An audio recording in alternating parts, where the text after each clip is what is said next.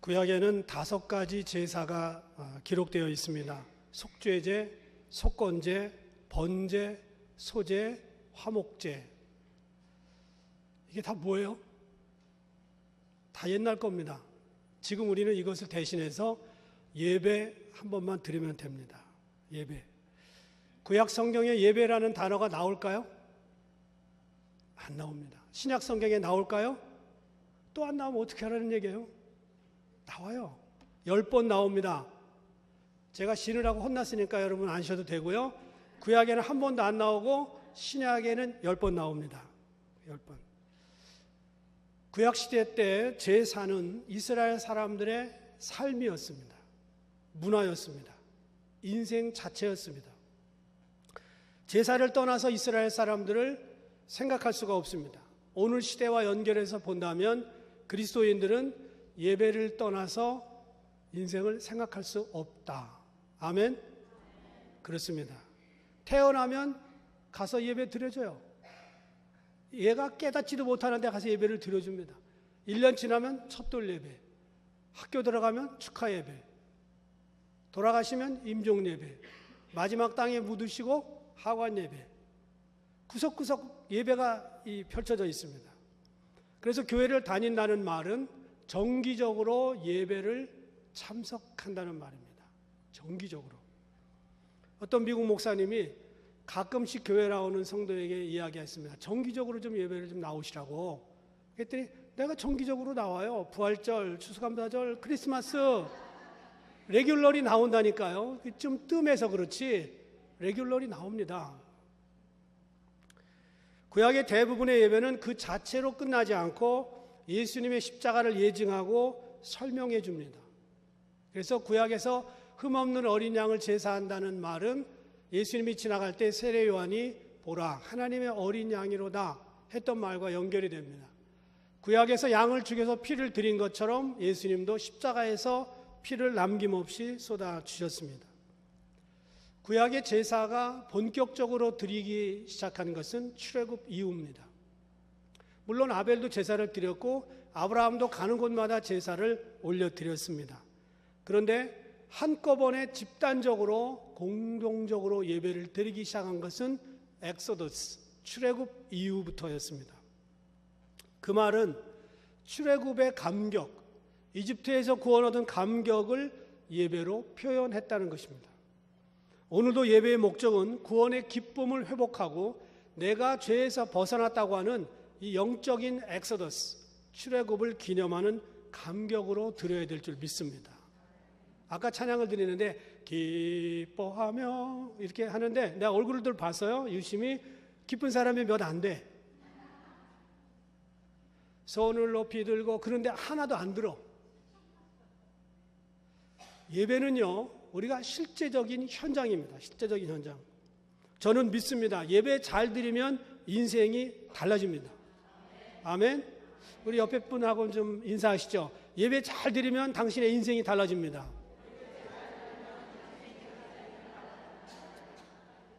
자, 이제 저를 보면서 알고 있었습니다. 알고 있었는데 이 예배를 정말 잘 드려야 됩니다.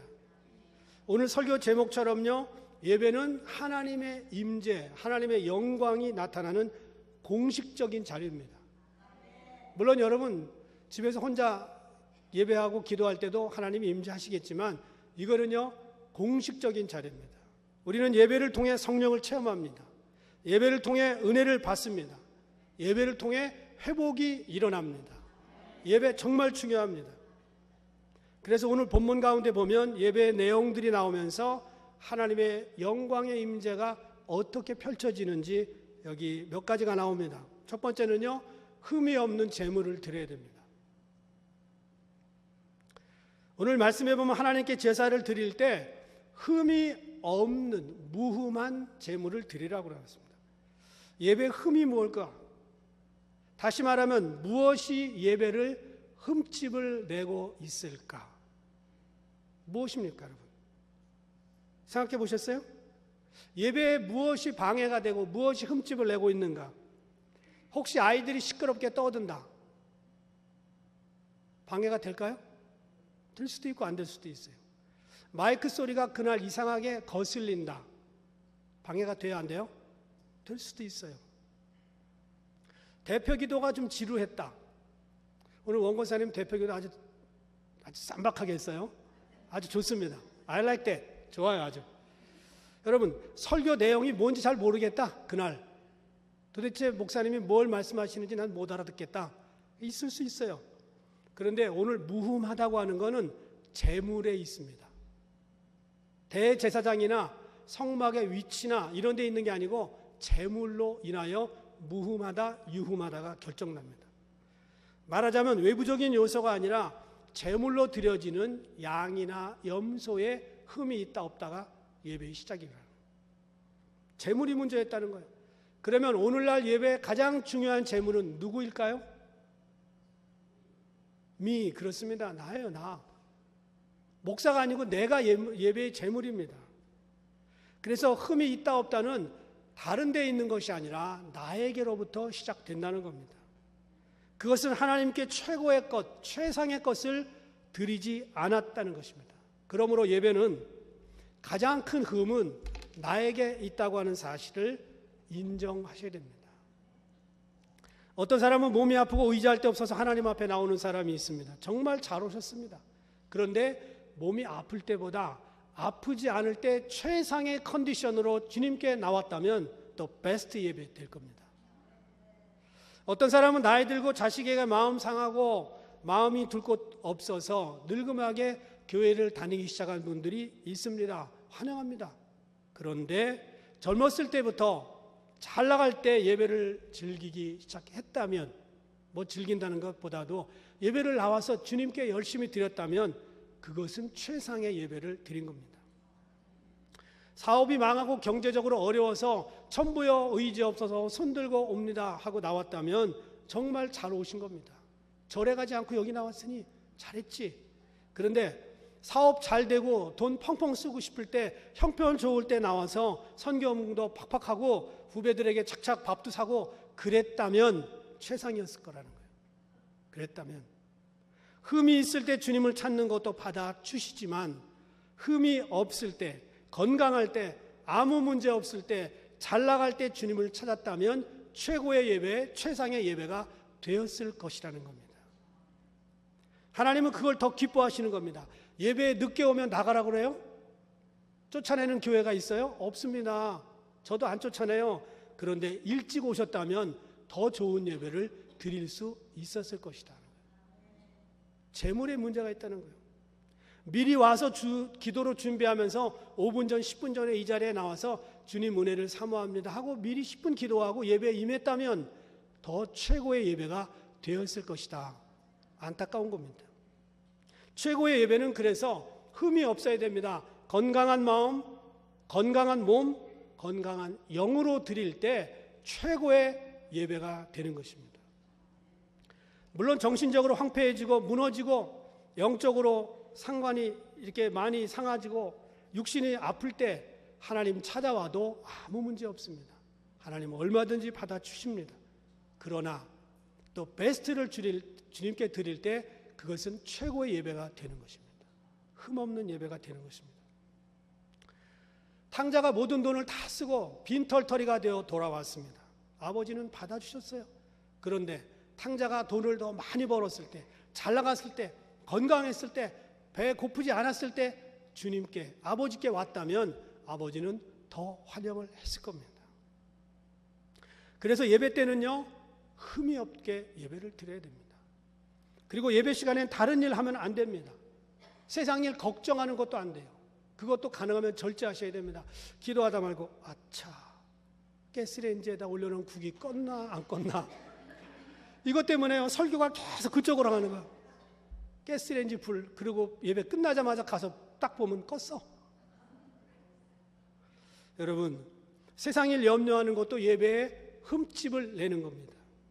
한국에서는 요즘 예배 시작할 때 이런 교회가 있대요. 다 같이 묵도하심으로 예배 시작하겠습니다가 아니라 다 같이 핸드폰을 끄시고 예배 시작하겠습니다. 한창 기도하는데 핸드폰이 삐리리리 카톡 그럴 수도 있고,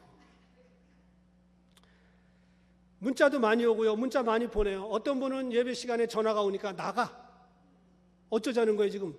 하나님 만나러 왔는데 사람이 연락이 왔다고 나가. 이게 맞아요? 지금 하나님 만나러 왔잖아요. 그럼 하나님보다 중요한 분이 없잖아요. 맞습니까? 물론 중요한 전화겠지.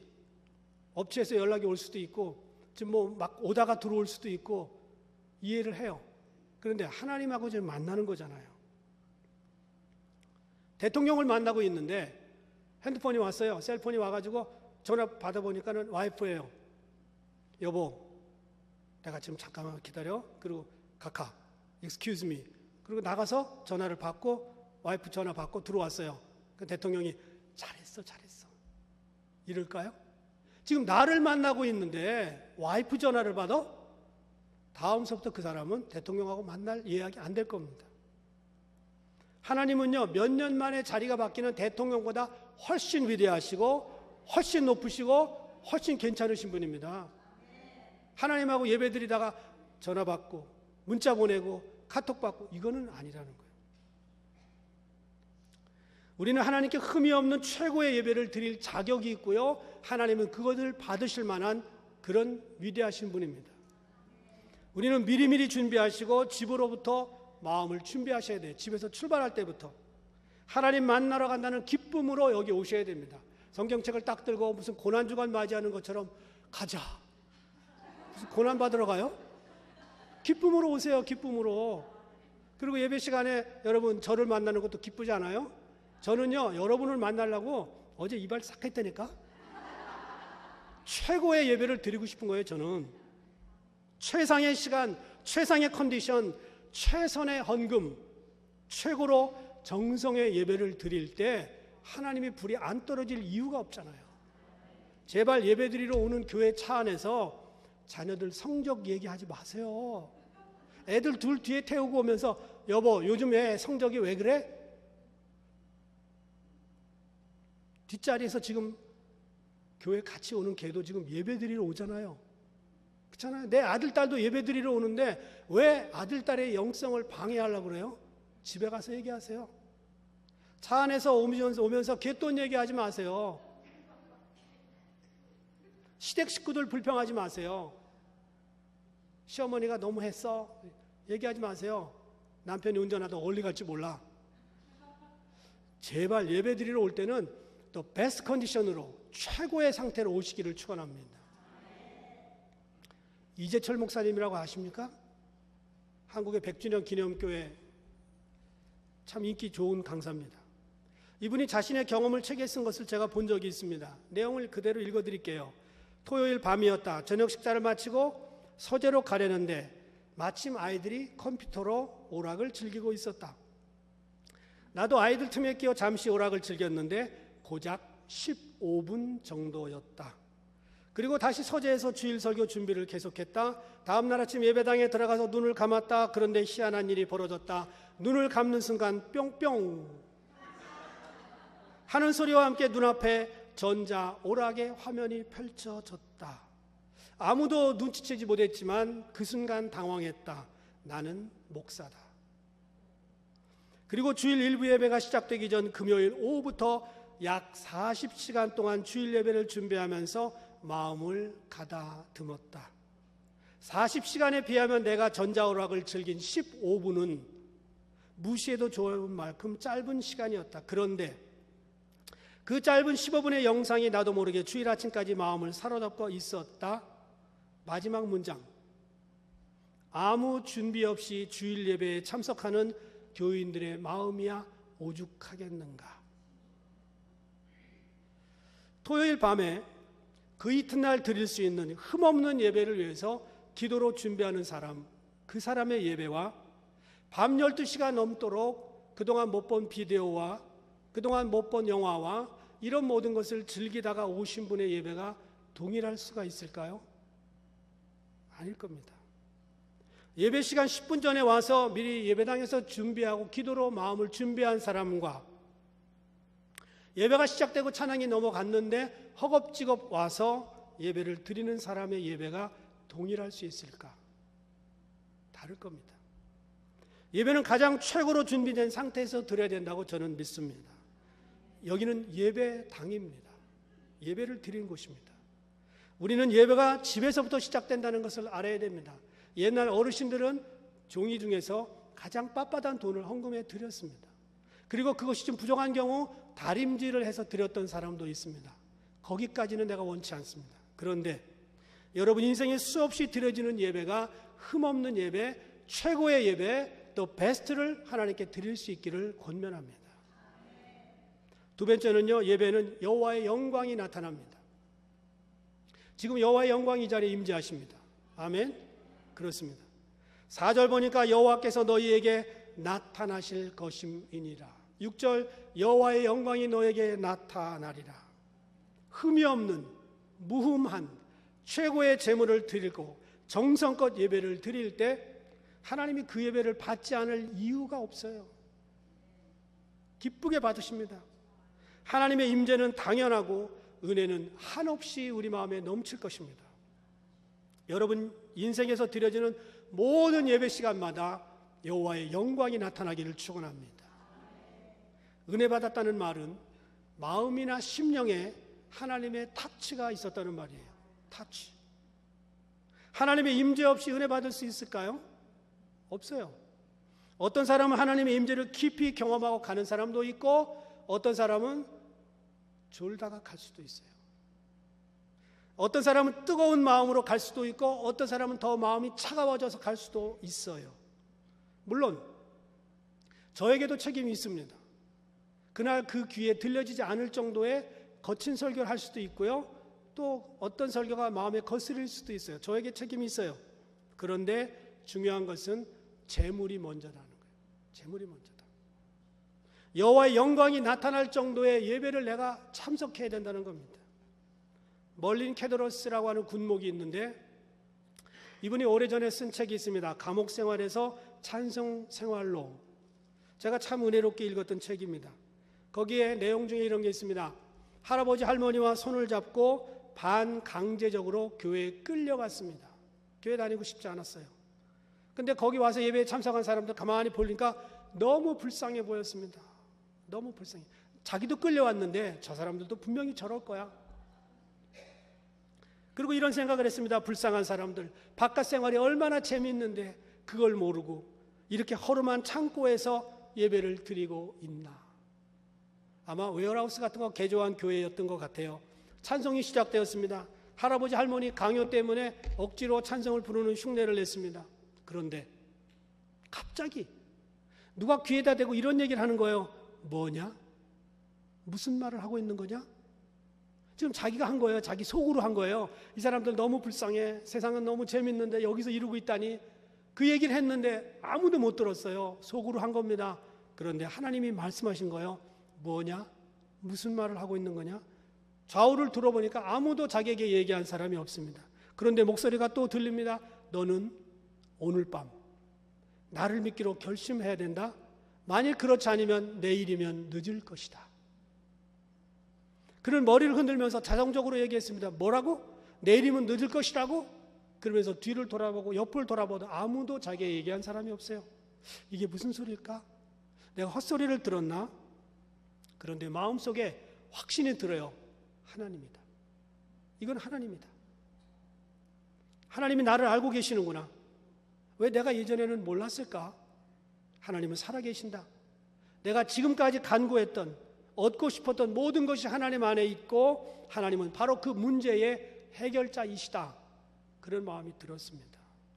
그는 자신도 모르게 중얼거렸습니다. 하나님, 제가 하나님 원하시는 대로 살겠습니다. 하나님을 모시겠습니다.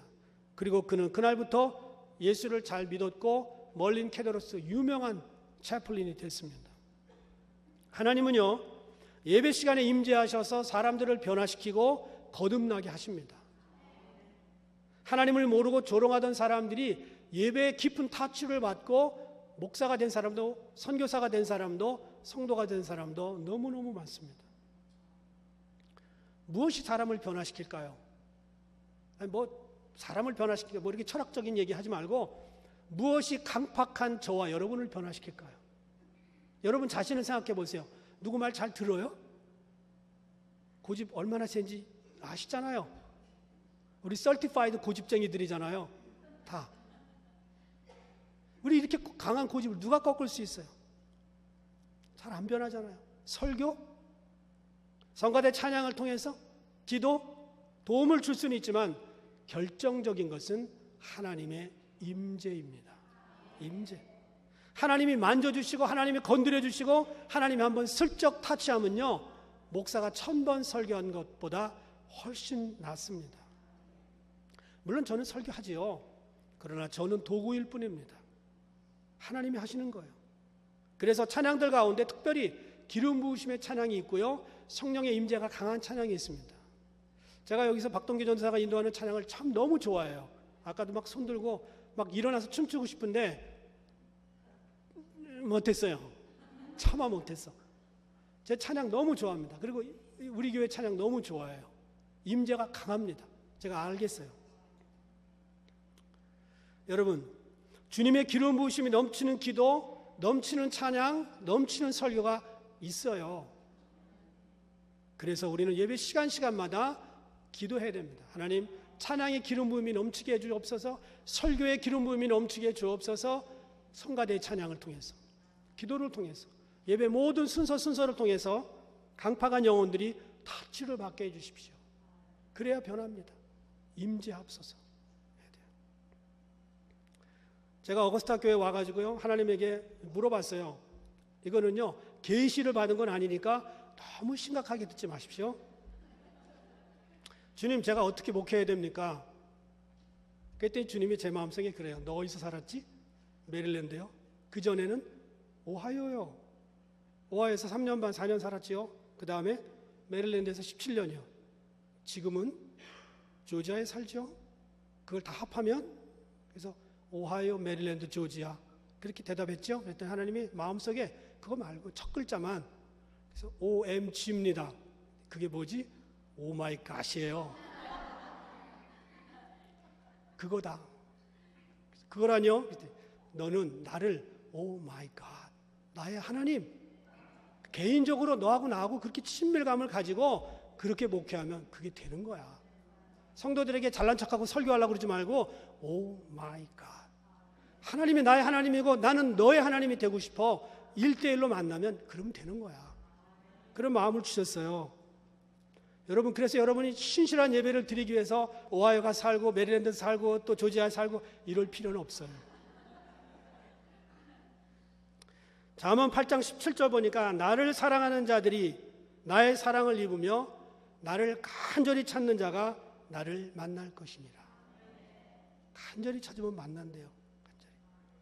여러분이 드리는 모든 예배 시간마다 간절히 찾으시고 하나님이 만나주시고 영광의 임재를 경험할 수 있기를 축원합니다. 세 번째는요, 피 있는 제사를 드려야 됩니다. Sacrifice with blood. 피라는 말이 9절에 3번 나오고요, 12절에 2번 나옵니다. 저는 신학을 10년 공부했어요. 10년. 지금도 계속해서 신학책을 읽고 있고 세미나를 듣고 있고 공부를 계속합니다. 그런데 최첨단의 신학일수록 그리스도의 보혈에서 멀어져 갑니다. 멀어져 가요. 이론과 첨단이 정말 신학에서 앞서가지만, 그런데 점점 새로운 신학이 나오면 나올수록 그리스도의 보혈에서 멀어진다는 것이 저를 슬프게 하는 겁니다. 그런 학문을 공부한 새로운 신학생들이 과연 그리스도의 보혈과 십자가의 능력과 이것을 얼마나 잘 전달할 수 있을까 살짝 걱정이 됐습니다. 요즘 교회들이 수많은 프로그램을 시행하고 있습니다. 그런데 프로그램으로 성도들을 변화시킨다고 하는 것은 한계가 있어요. 제가 인정합니다. 오직 그리스도의 피만이 성도들을 변화시킬 수가 있다고 저는 믿습니다. 옛날 시골교회를 한번 생각해 보세요. 훌륭한 강사, 강남에 제일 잘 나가는 강사 모실 수 있나? 프로그램 좋은 걸 행사할 수 있나? 아무것도 없어요. 그런데 시골교회에서 뜨거운 신앙을 경험한 분들이 너무 많아요.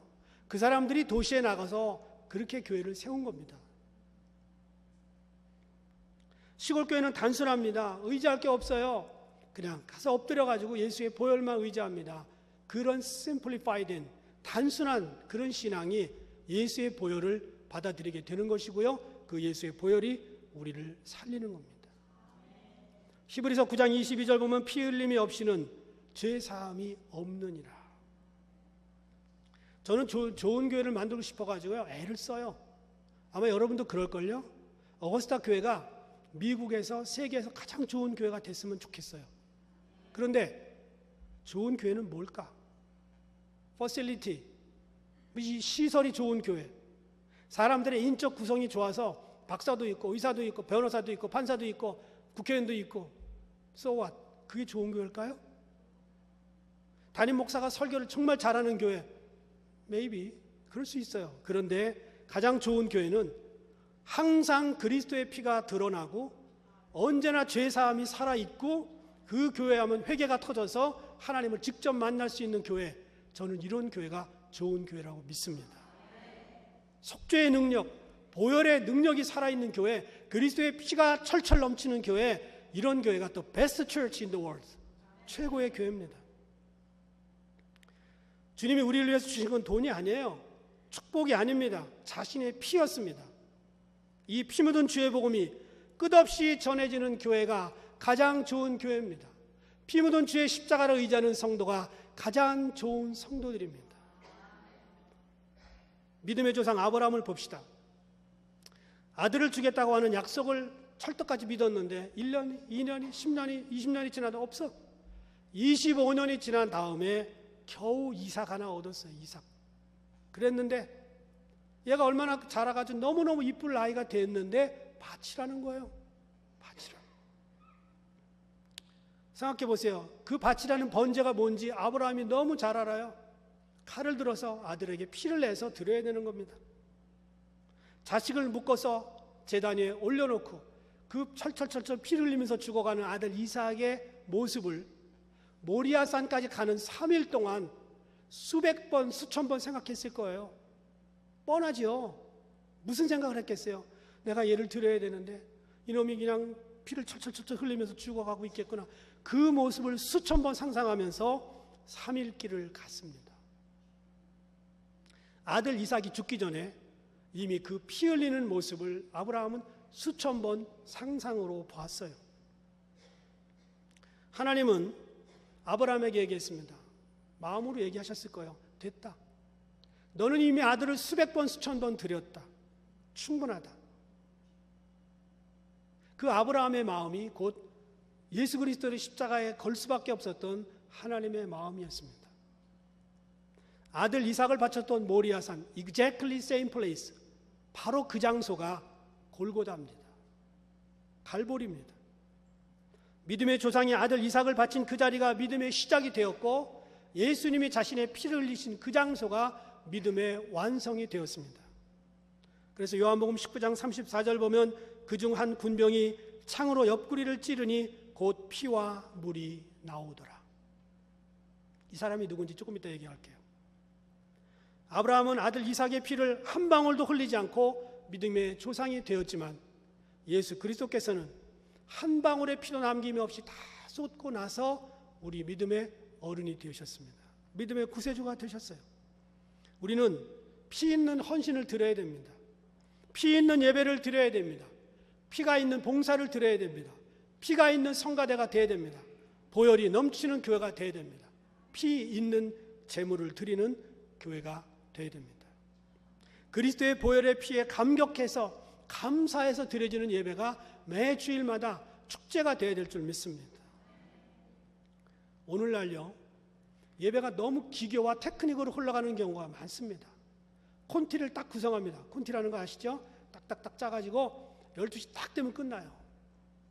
성령께서 비집고 들어올 틈도 없어. 어떤 때 보면 너무 건조하고 너무 냉랭한 예배들을 드리는 예배들이, 그런 교회들이 수도 없습니다. 수도 없어요.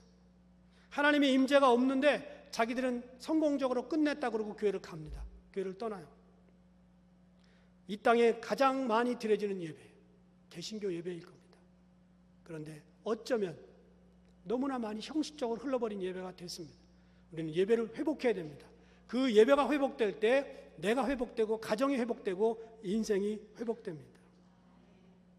예수 그리스도의 보혈만이 굳게 닫힌 천국문을 열 수가 있는 거예요.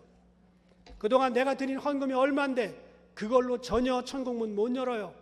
그동안 내가 교회에서 드린 청소가 얼마고 헌신이 얼마고 시간이 얼마고 주방에서 일한 게 얼마인데 그거 아무 소용없어요. 상급에는 영향이 있을 수 있으나 천국문을 여는 구원에는 아무 소용이 없습니다. 오직 천국문은 예수 그리스도의 보혈로만 들어갑니다. 그걸 의지해야 돼요. 제가 메릴랜드 17년 살다 보니까 메릴랜드에서요, 한국에서 오시는 손님들이 많아요. 어거스타 오니까 감사한 게 손님을 안 찌를 것 같아. 워싱턴은 볼 게 많잖아요. 모든 박물관이 공짜야. 그래가지고 한국에서 뭐 감리교 감독 온다 그러면 전부 우리 교회로 오셔요. 그래도 한 250명 모였으니까 허산대교회는 거기는 그래도 꽤 이제 주일날 설교할 맛이 나요. 그러니까 감독들이 오면 다 우리 교회에서 예배를 드리셨다고. 제가 이분들이 오시면 꼭 모시고 가는 데가 있는데 한국전 기념공원입니다. 링컨 기념관 맞은편 오른쪽입니다. 거기에 보면 부조물로 이렇게 쓰여져 있습니다. Freedom is not free. 자유는 공짜가 아니다. 대한민국 6.25 전쟁의 기념관인데 거기에 누군가가 피를 흘렸다는 겁니다. Freedom is not free. 갈 때마다 저는 한국을 위해서 피를 흘린 그분들을 기억합니다. 유엔군이 18만 명이 죽었어요. 북한군 52만. 그 북한군은 우리나라 사람 아닌가요? 52만. 중국군 90만 명. 민간인은 남한이 50만. 토탈 한국전으로 죽은 사람의 피가 245만 명입니다. 이들의 피가 흘려진 그 위에 대한민국이 리빌드한 거예요. 다시 세워진 겁니다. 그런데 245만의 피보다 더 귀한 피가 있습니다. 예수 그리스도의 보혈입니다. 이것보다 위대한 피는 이 세상에 없습니다. 예수님의 피가 없었다면 우리는 미래도 없고 희망도 없고 영원도 없고 천국도 없습니다. No blood, no blessing. 예수의 피가 없었다면 축복이 없었습니다. 전승에 의하면 조금 아까 읽었던 성경 그리스도의 옆구리에 창을 찌른 사람이 누구냐? 백부장이었습니다. 로마의 백부장. 그의 이름이 롱기누스였습니다. 이 롱기누스는 눈에 안질이 있었어요. 눈이 참 많이 아팠어요. 그런데 그날 예수의 십자가에서 찌르고 그 피가 떨어지는 순간 자기 눈에 떨어졌어요. 그런데 안질이 깨끗하게 난 거예요. 안질이. 성경에는 나오지 않지만 그 기록에 의하면. 그래서 롱기누스는 십자가 아래서 그렇게 고백한 겁니다. 이는 진정 하나님의 아들이었도다. 롱기누스는 예수의 피로 고침을 받았고 구원을 받았습니다. 그리고 예수를 믿게 되었고 나중에 갑바도기아에서 순교를 당하게 됩니다. 로마의 백부장이었던 사람이 순교를 당하게 됩니다. 그리고 그는 가는 데마다 예수의 피에 대해서 보혈에 대해서 자주 설교했다고 합니다. 예수의 흘리신 피가 나를 낫게 했고 나를 변화시켰고 나를 구원했다고 선포할 때마다 롱기누스의 설교를 들은 수많은 사람들이 그 그리스도의 보혈에 젖어서 그리스도의 놀라운 은총을 경험하게 됐습니다. 저는 여러분의 남은 인생에 또 얼마나 많은 예배를 드려야 될지 모르겠어요.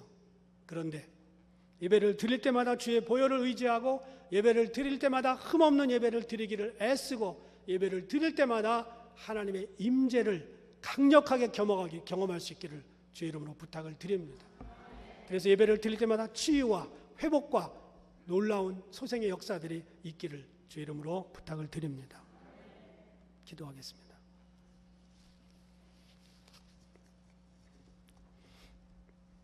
이 시간에는요, 특별히 환자들을 위해 기도하겠습니다. 아프지 않은 사람이 있을까요? 예수의 보혈에 대해서 설교하고 저는 여러분이 치유함을 받기를 원합니다. 이 시간 각자 자기가 아픈 곳에 한번 손을 얹어 보십시오. 두통, 머리에 손을 쉬고요. 이비인후과, 또 가슴, 심장이 부정맥으로 뛰시는 분, 또 오장육부를 위해서, 다리를 위해서 자기 손을 한번 올려보세요.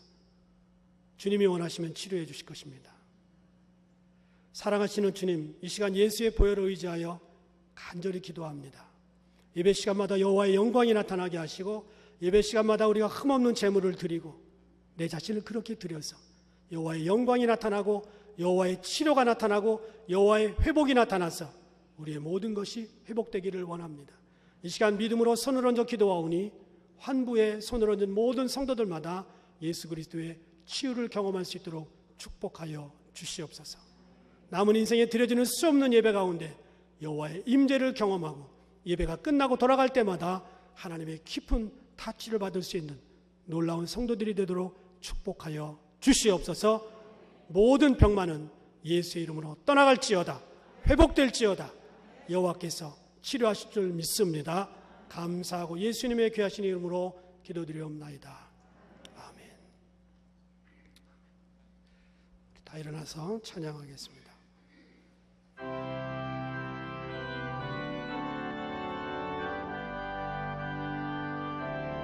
주의 영광이 이곳에 가득해 우린 선해 주님과 함께 찬양하며 우리는 전진하리. 모든 열방 주 볼 때까지 주의 영광 이곳에 가득해 우린 선해 주님과 함께 찬양하며 우리는 전진하리. 모든 열방 주 볼 때까지.